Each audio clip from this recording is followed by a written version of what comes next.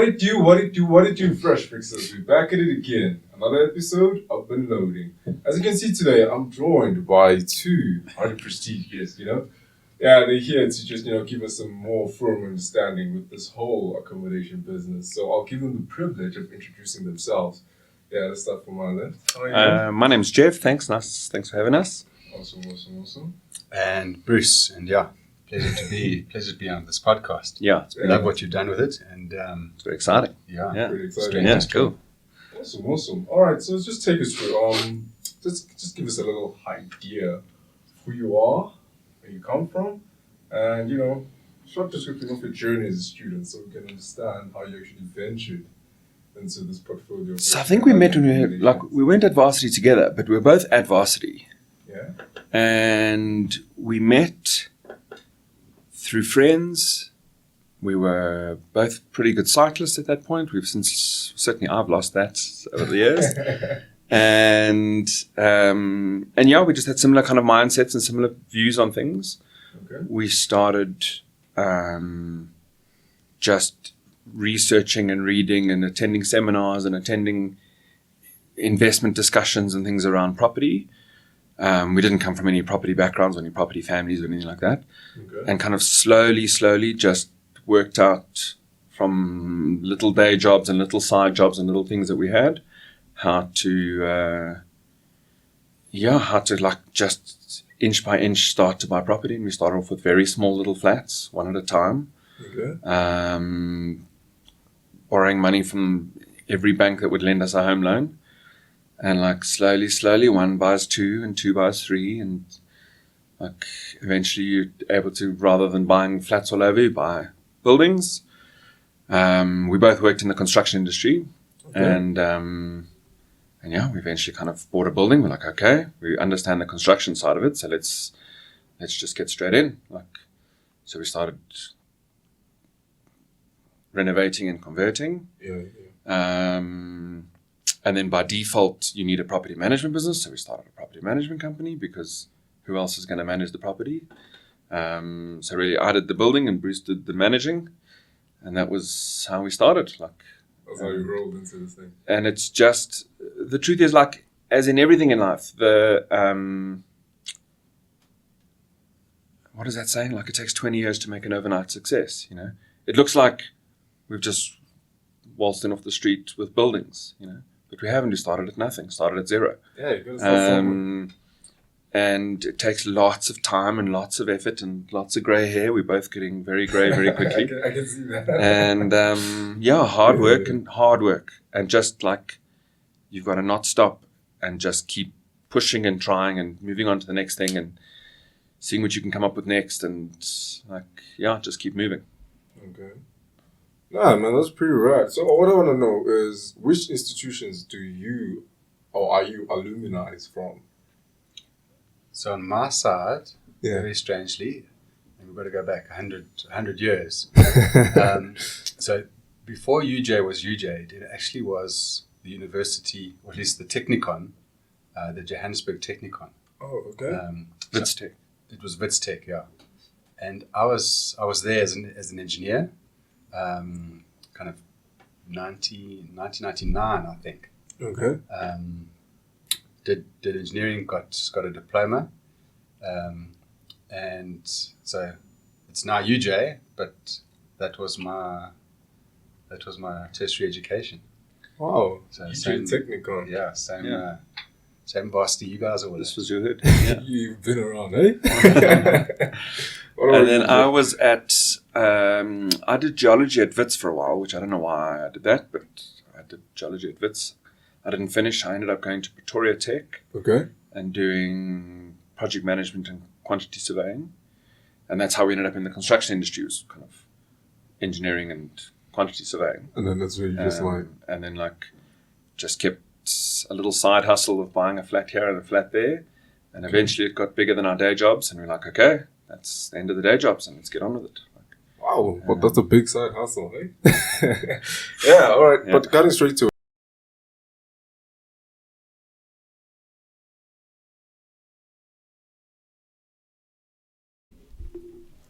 All right. So what I'm actually keen on behalf of other students as well, is that we wanted to find out from you guys as to what's your take on this.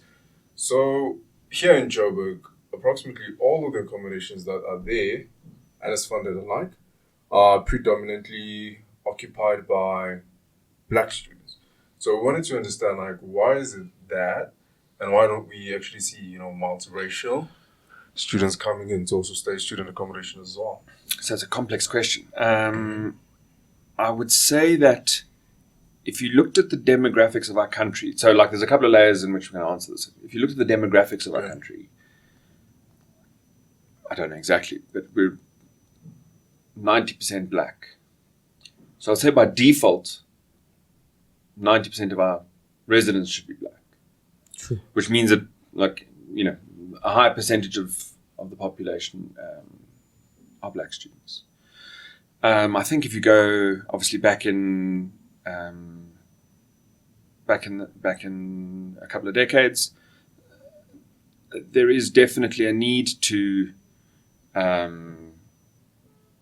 bring previously disadvantaged generations up to speed, and I think that that's borne out in the need for education and the need for funding for that education. And NSFAS has really stepped into a very important role there in providing that funding. So I think it's probably a combination of a bunch of things. Okay. The university itself will have quotas in terms of what race of students they can take on for various courses. Historically, our black population has been, hasn't necessarily had the resources to attend. So, I think that the funding by NSFAS for that segment, and that's group of kids. Okay. And then just our kind of country's demographic. We are an African country, and the vast majority of anything, you go into any shopping mall, you go into any school, you go into it's majority black, which is great. That's what it's meant to look like and be like. We're in Africa. This isn't Europe where it should be mostly white kids. It definitely should be mostly black kids. That's just how our population looks. 50 million. We've had a couple of white kids over the years. We don't have any kind of preference or differentiator. We're entirely. So that's the documents.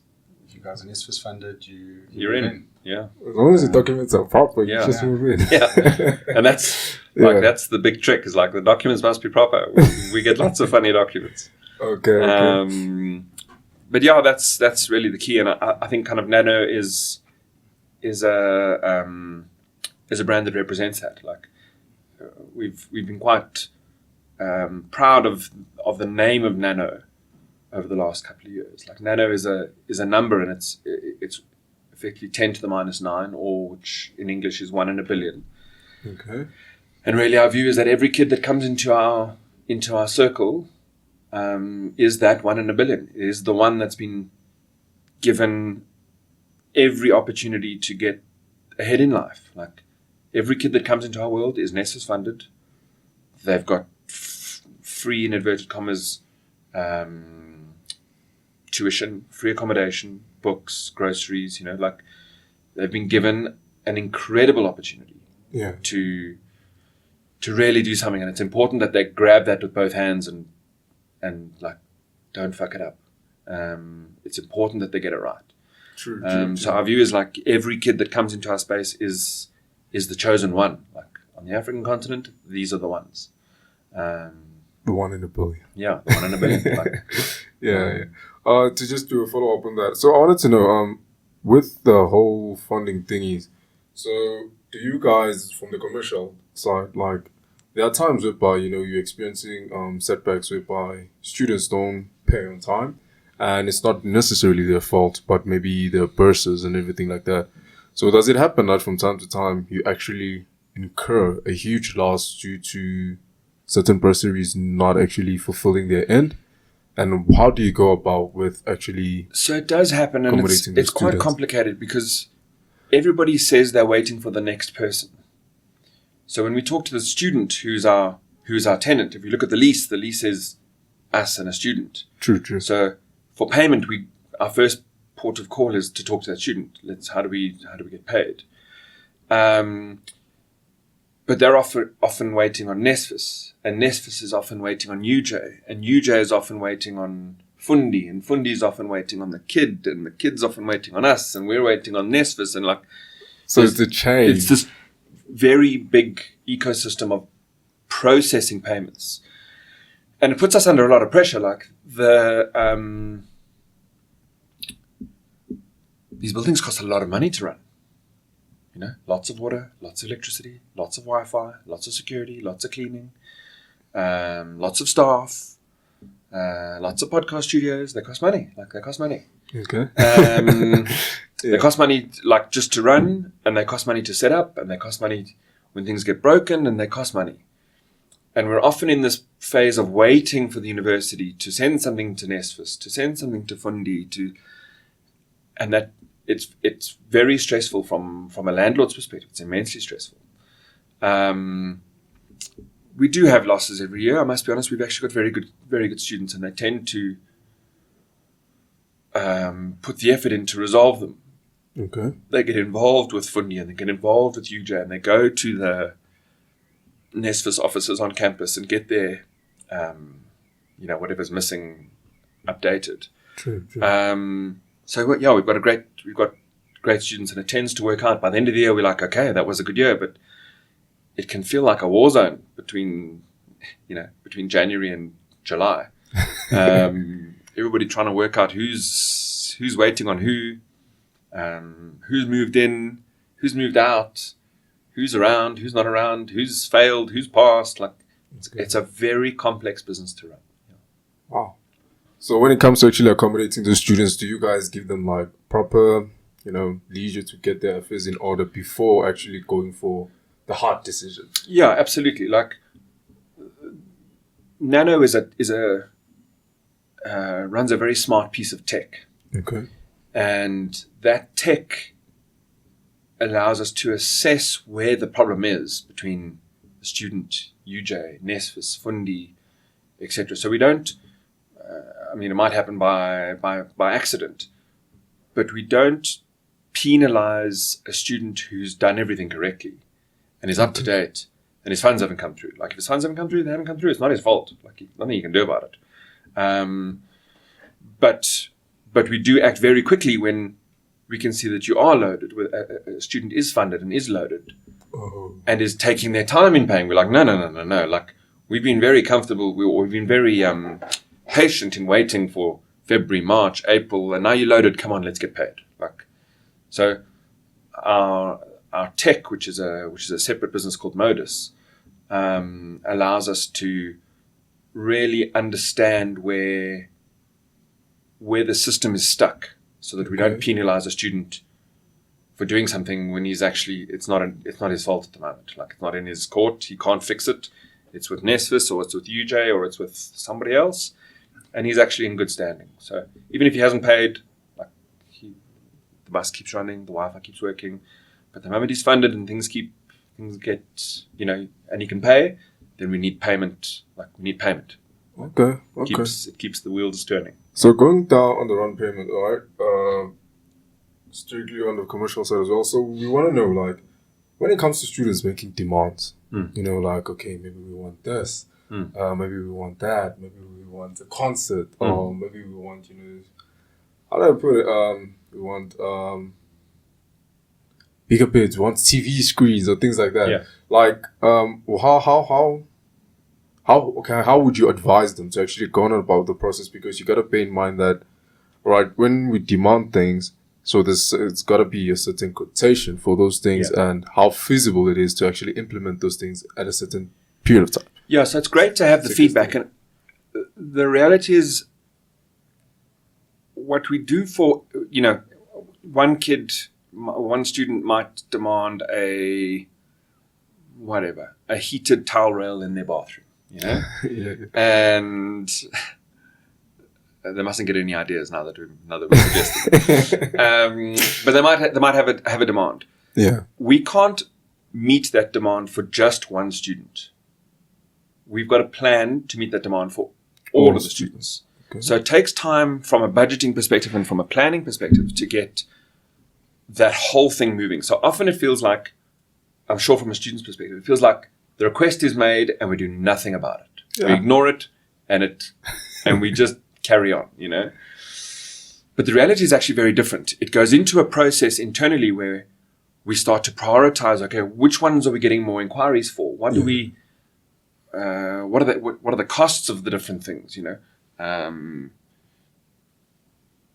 When's the right time to implement them? Can we, is it the type of thing we can just go around and slide under the door and we can do it one evening? Or is it a major overhaul, in which case we must do it in December when the building's empty, you know, like, so there's a lot of things to consider in that process of dealing with the demands. But they're all listened to and they're all put into a roster of what do we deal with first? What do we deal with next? How quickly can we roll them out? If we're waiting on UJ for payments, like at this point in the year, we can't do very much because most of the students' funds are still coming through the NSFAS UJ system, and we're waiting on money, so we haven't got spare money to say, okay, fine, let's add a gym or let's add whatever, you know, let's add more features or parties or whatever. Okay. And that then comes back to us saying, like, we need to, like, the better our students are at getting that pack of information into UJ quickly, the sooner the ecosystem starts to have rental, which means we've got spare money to do things. Okay. So it's really kind of, this is a partnership between those that run the building and those that use the building.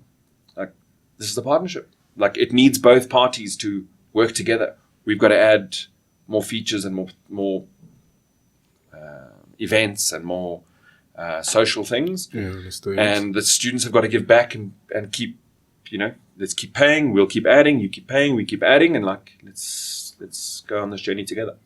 All right. Yeah, certainly is a balancing act. You need to kind of be aware that each student pays 4,000 odd rand every month.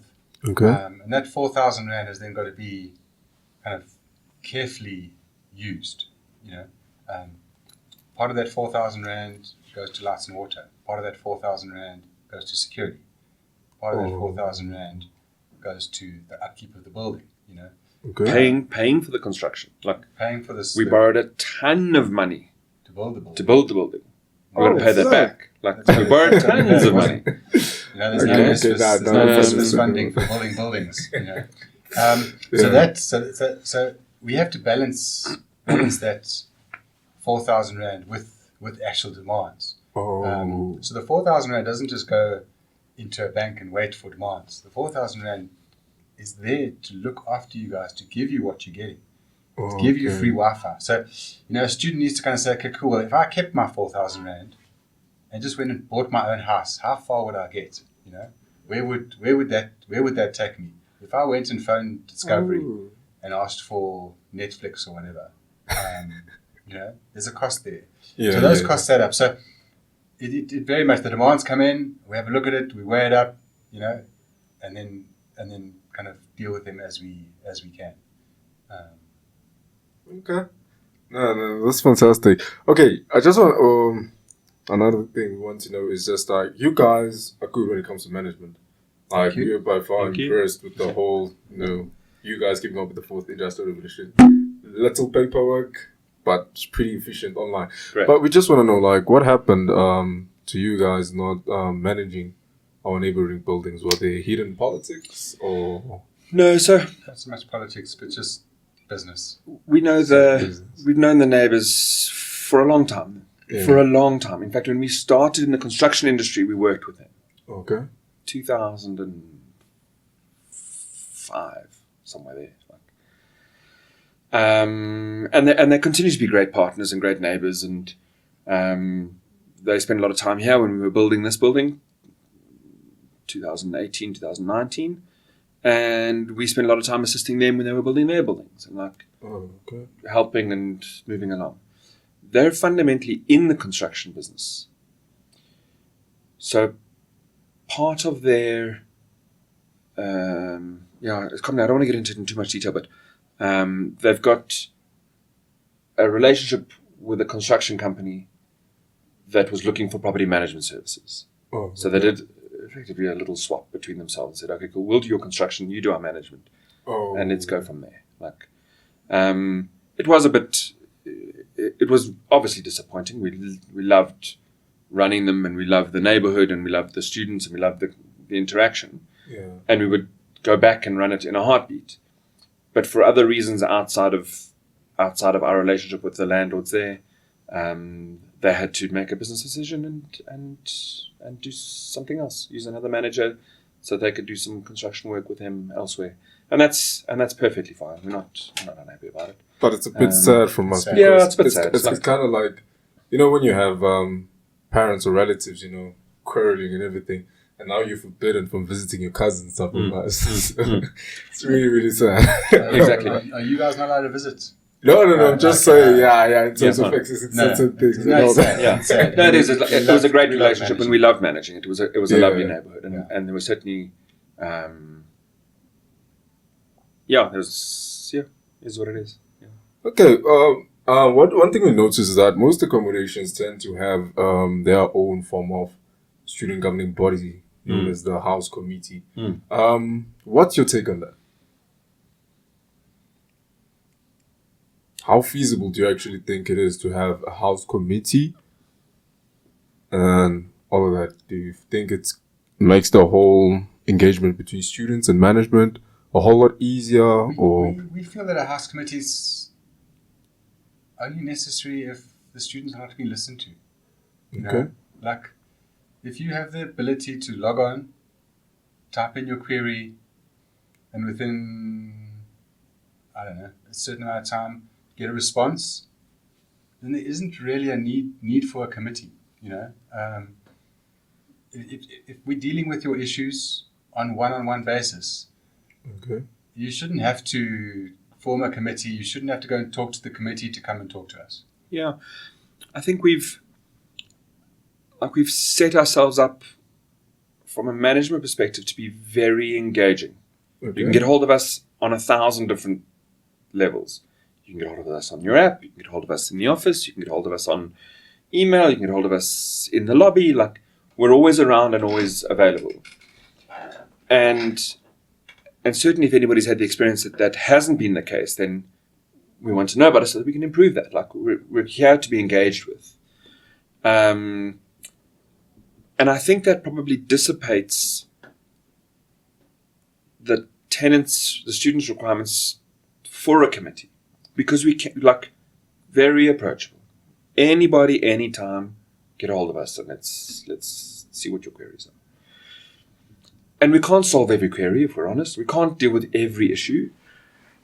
But certainly we deal with the vast majority. There are a bunch that we can't deal with. I can't think of anything off the top of my head, but there are issues that we simply can't solve, or maybe we just can't solve them now. Like, maybe there's something that we need to solve down the line.